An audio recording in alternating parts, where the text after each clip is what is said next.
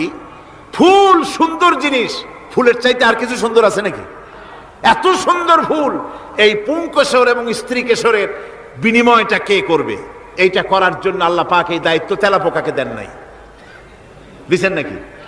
আরশোলাকে দিছেন, সার পোকাকে দিছেন, উই পোকাকে দিছেন। তাতে ফুলের ইজ্জত নষ্ট হবে।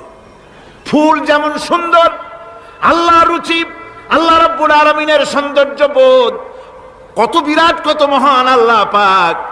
ফুল যেমন সুন্দর, ওই সুন্দর ফুলের উপরে তেলাপোকা পড়লে ফুলের সৌন্দর্য নষ্ট হবে।